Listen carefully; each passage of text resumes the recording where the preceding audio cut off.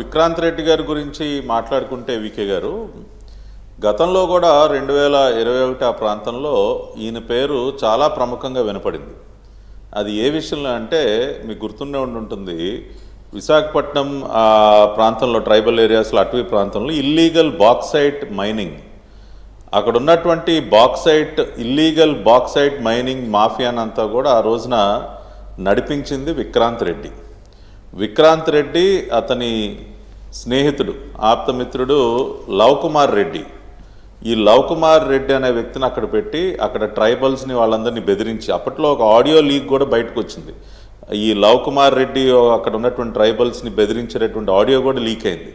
So ఇతనేమి శుద్ధపూస కాదు, చాలా అక్రమ వ్యవహారాల్లో ఇతను చాలా వ్యవహారాలు నడిపాడు. మరీ ముఖ్యంగా విశాఖపట్నం చుట్టుపక్కల ప్రాంతాల్లో ఉన్నటువంటి బాక్సైట్ మీద కన్నేశాడు. దాదాపుగా 15,000 కోట్ల రూపాయలు విలువైనటువంటి బాక్సైట్ని లూటీ చేసే కార్యక్రమాన్ని పెద్ద ఎత్తున నడిపించినటువంటి గనుడు ఈ విక్రాంత్ రెడ్డి.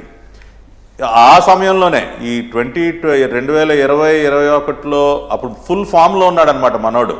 ఓ పక్కన బాక్సైట్ ఇల్లీగల్ మైనింగ్, రెండో పక్కన ఇట్లాంటి బెదిరింపులు. ఈ వ్యవహారం నడిచింది కూడా 2020-21 ప్రాంతంలోనే. మనవాడు మంచి ఫామ్లో ఉన్నప్పుడే నడిచింది. సో అప్పుడు కేవీ రావుని డైరెక్ట్గా బెదిరించిన వ్యక్తి విక్రాంత్ రెడ్డి. ఎందుకు ఈ రోజున ఏవన్గా ఉన్నాడంటే, కేవీ రావుని నేరుగా బెదిరించడం, పిలిపించుకుని 2020 జూన్ 24న విక్రాంత్ రెడ్డి తన ఇంటికే పిలిపించుకుని కేవీ రావు గారిని బెదిరించినటువంటి పరిస్థితి. కానీ ఆ తర్వాత ఈ విక్రాంత్ రెడ్డి శరత్ చంద్రారెడ్డిని వెంట పెట్టుకుని విజయవాడ తాడేపల్లి ప్యాలెస్ జగన్మోహన్ రెడ్డి దగ్గరికి కూడా కేవీ రావుని తీసుకెళ్ళాడు ఆయన, కేవీ రావు గారిని. ఇవి అంటే మొత్తం ఈ బెదిరింపు వ్యవహారం మొత్తాన్ని నడిపించింది విక్రాంత్ రెడ్డి. ఇంటికి పిలిచి బెదిరించడం, ఫోనులు చేసి బెదిరించడం, సాక్షాత్తు జగన్మోహన్ రెడ్డి దగ్గరికి తీసుకువెళ్ళి ఇదిగో మేము లొంగ తీసుకున్నాం మొత్తం అయిపోయిందని అతని ముందు ప్రజెంట్ చేయటం.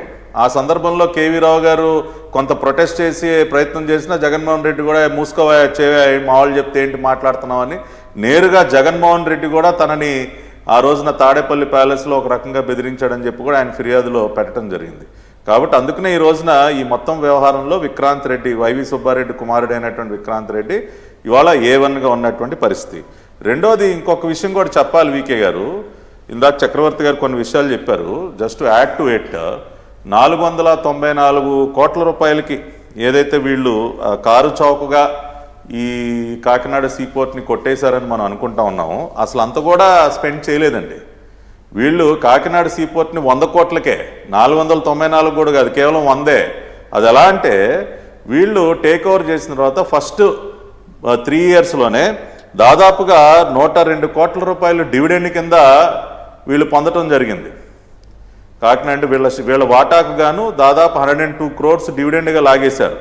అది కాకుండా 280 కోట్ల రూపాయలు ఇంటర్ కార్పొరేట్ డిపాజిట్స్ పేరుతో. ఇంటర్ కార్పొరేట్ డిపాజిట్ అంటే unsecured borrowing from other corporate entities. ఇప్పుడు నాకు కంపెనీ ఉంది, మీకు కంపెనీ ఉంది. సో మీ కంపెనీ నాకు అప్పుగా నాకు ఏదన్నా ఇచ్చినటువంటి సందర్భంలో మీ దగ్గర సర్ప్లస్ ఉంది, నాకు అవసరమైంది. సో దాన్ని inter corporate deposit, it's kind of A unsecured borrowing. ఆ పేరుతో అరబిందో గ్రూప్లో ఉన్నటువంటి కంపెనీస్కి కాకినాడ సీపోర్ట్ నుంచి 280 కోట్లు ఇంటర్ కార్పొరేట్ డిపాజిట్స్ కింద వెనక్కి లాగేశారు. అంటే వీళ్ళు ఇచ్చినటువంటి 494 కోట్లలో దాదాపుగా 382 కోట్లు ఫస్ట్ 3 ఇయర్స్లోనే వెనక్కి లాగేశారు. అంటే నెట్ చూస్తే 100 కోట్లే సార్. ఆ 100 కూడా మరి నాకు తెలిసి లేటెస్ట్గా అది కూడా లాగేసి ఉంటారు. అంటే ఒక రకంగా ఫ్రీగా కొట్టేసి ఉంటారు ఈ కంపెనీని. సో రూపాయి పైసా వాళ్ళ జేబులోంచి ఖర్చు పెట్టకుండా ఒక క్యాష్ రిచ్ కంపెనీని అప్పనంగా బెదిరించి లాక్కున్నటువంటి పరిస్థితి. వాళ్ళు అన్ని ఆధారాలు ఇవన్నీ, these are all hard facts. ఎంతెంత డివిడెండ్ రూపంలో తీసుకున్నారు, ఎంతెంత అరబిందోలోని ఇతర కంపెనీలకి తరలించారు, ఇవన్నీ ఆన్ పేపర్ ఉన్నాయి.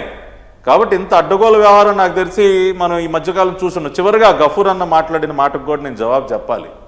ఖచ్చితంగా గఫూర్ అన్న, మీరు రేజ్ చేసినటువంటి కన్సర్న్స్ని మేము, ఎందుకంటే అందరూ కోరుకునేది ఏంటంటే స్విఫ్ట్ యాక్షన్ కోరుకుంటారు. ఎస్, మరి ఇన్ని ఎవిడెన్సెస్ ఉన్నప్పుడు మీరు చర్యలు కూడా వేగంగా తీసుకోవాలని ఎవరైనా ఆశిస్తారు, దానిలో తప్పులేదు.